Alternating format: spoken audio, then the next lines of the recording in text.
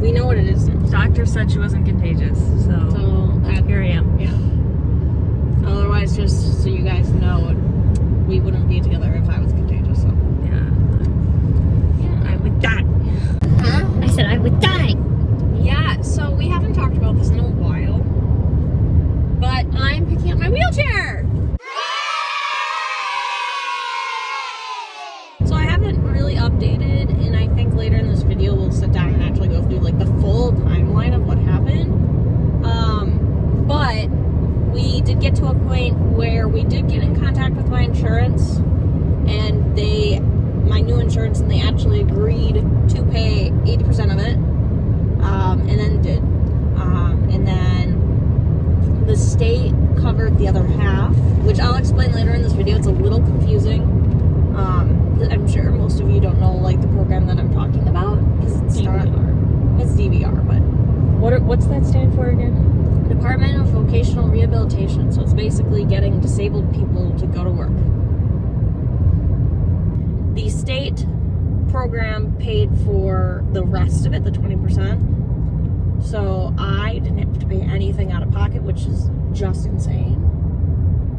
So yeah. And I'll tell you guys, the reason that her chair is not 100% covered is because, so basically what happened is she switched insurances. So originally your chair wasn't covered at all. And then the insurance that she got on is the same insurance I have, but the difference is the condition that I have is more commonly known for using wheelchairs. So that's why mine was 100% covered and hers was 80%. Right, because with POTS, if you're at the point of a wheelchair, you want to get, you want to progress past that point so you're no longer using it. With EDS, it's like, well, you use a chair part of the time, and it's just the way that it is. It doesn't really get better. Right. But this is for like going long distances on campus, or like let's say we go somewhere, like we go to, I don't know, Chicago. Like my Chicago vlog, that would have been nice to have a wheelchair. Yeah, we have to do that, and then we have to pick up a couple prescriptions at different places, because basically my insurance is complicated. I'm gonna look at some of the stuff that Brielle brought me. She brought me some stuff for the kiddos, the dogs.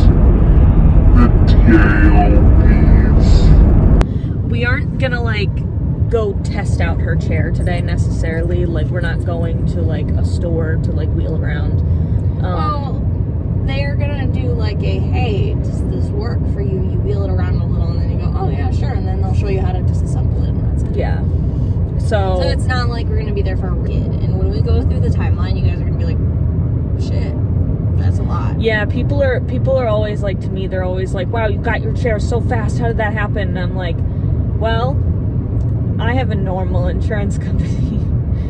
Well, it's kind of not. And then people are consistently but you fought them for all of I didn't even have to fight. The reason that I was having issues with them is because I had to call, because the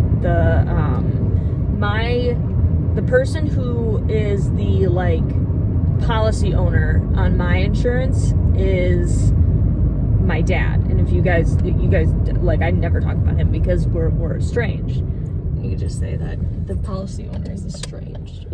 Oh, whatever. If you don't want to talk about it. No, it's not that big of a deal. So,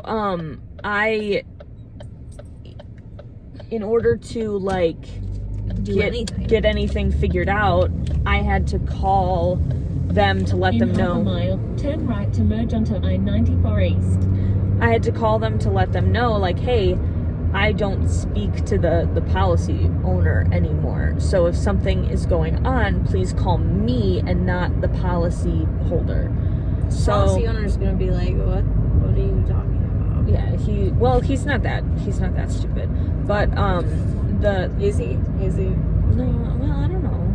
So basically that took a little bit, because it seemed like that memo didn't go around to everyone. But that was basically the only big issue. And I have a video talking about that and that situation on my channel. So, if you're genuinely curious. But with my insurance, it was the first one, didn't want to cover it. The second, the current insurance didn't give us the proper resources to be able to call them to the point where we actually filed a complaint with the state. And as soon as I did that, and I don't even think insurance knew about it, but I think after the state helped me call and get a little more like assertive about it, then they kind of figured out their stuff. So, and I actually had the wheelchair company actually reach out to my insurance, and they got it on the first try. So I was gonna say, like, I guess I didn't know about that part. But we'll talk about a timeline later about like everything that happened. But we're not going to like a store or anything to wheel around today because we're on a little bit of a time crunch, but we might do that later this week. I have Arlo with me, so she's with me here.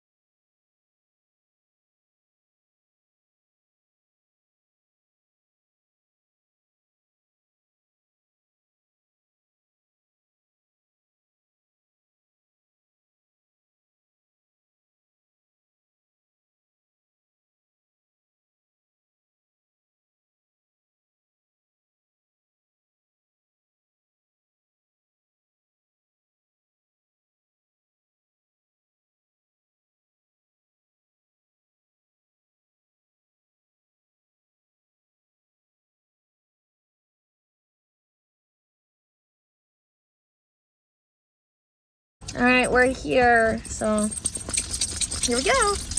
And what happened? Do you want to tell them what happened? So, well, no, like start from the beginning of what happened when you went in there. So we walked in there, and he was unpackaging the chair as we walked in. So we did a little bit of adjustments, and then we tried to put the chair in my car, and the chair didn't fit. And that was a problem.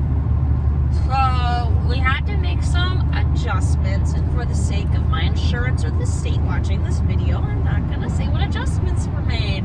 I don't think you're gonna get in trouble for that. Okay, fine. We cut off the handles, and they were $85 pops. I'm kind of upset about it because I didn't know.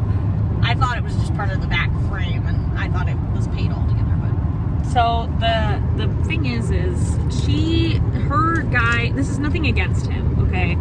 He's probably fine. He's like a chill dude, whatever. I don't know. I mean, and we've talked about this before, I think.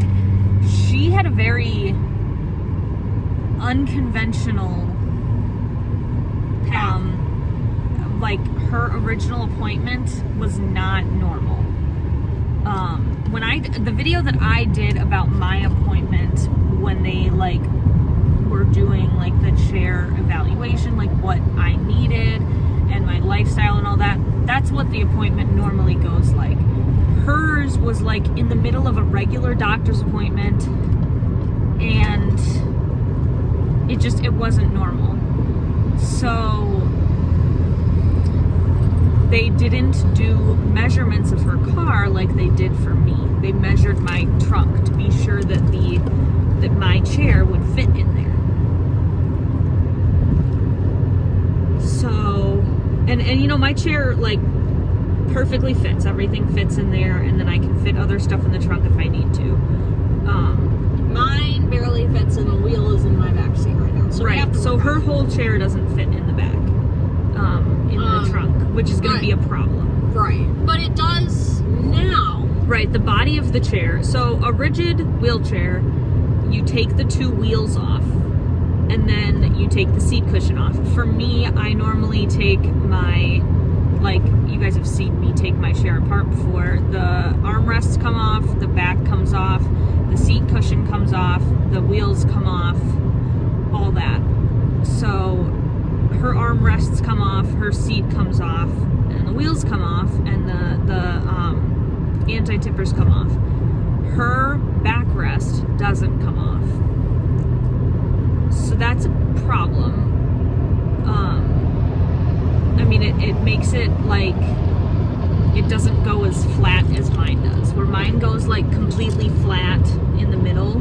But the biggest problem was that we had these handles that were sticking out of my car. So right. So the fact that the back doesn't go all the way flat because it has that permanent back on it, it means that the handles are like a couple inches taller. So if we would have had those couple extra inches, like if the back could have been removed, we probably could have kept the handles. Right. But we couldn't. And I honestly don't think anybody's going to push me anytime soon. So if they do, I'm sure they're smart enough to figure out that there's a bar they can push. So okay, shove my shoulders, do something. Right. So now she doesn't have. I am without handles, which I'm fine with. I don't know why they were on there in the first place, because I told them we wouldn't really need them, but they put them on anyways. Well, most wheelchairs have handles. Right. Worst case scenario, we redneck it, call it good. We stick like a tube in the hole with a handle. So yeah, so we took off the handles. Now it fits in the car pretty well. We're gonna clean out the rest of my car and see if we can get it even better. But I don't know. That's right, because I would preferably, it would be nice if like the whole thing fits in the back. Right. Instead of just like most of it. Like, you know, we have like your seat cushion and your wheel. The seat cushion and the wheel. And one of the wheels. I think if we just move stuff around in the back, because I've got like a blanket back there that my dad has me put in there in case of like a snow emergency. I have a shovel back there because we live in Wisconsin. I've got a jumper kit. We could put a sweatshirt, right, and we could put some of that stuff, like under the seats in the back, that kind of stuff. Because basically that hammock back there. The spare wheel is, because apparently there's a spare wheel in here. The hammock, the car hammock in the back where Arlo's back there. Eventually, Sunshine will also have to sit back there. So.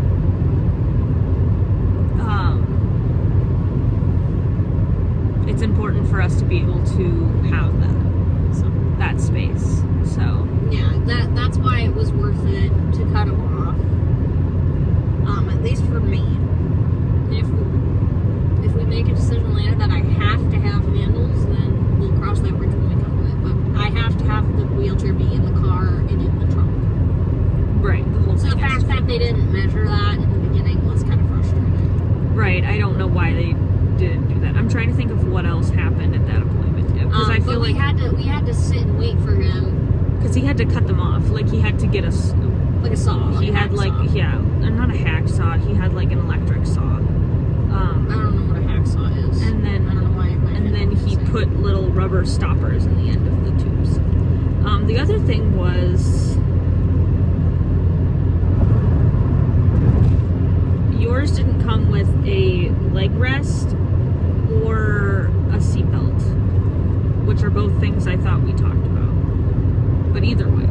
No, yours had on your itemized list had it, and I didn't, and I knew that. But yours is for different reasons. You've got something that's going to propel you more than 5 miles per hour.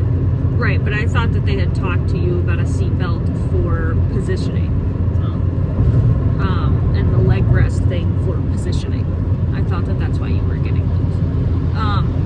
But either way, we have a chair. So right. So we have a chair now. At the end of the day, after a whole year, I'm good. I'm good, man. So you said earlier that you wanted to do kind of a timeline. I figured we'd do that when we get home and like sit down. Okay, we can do that.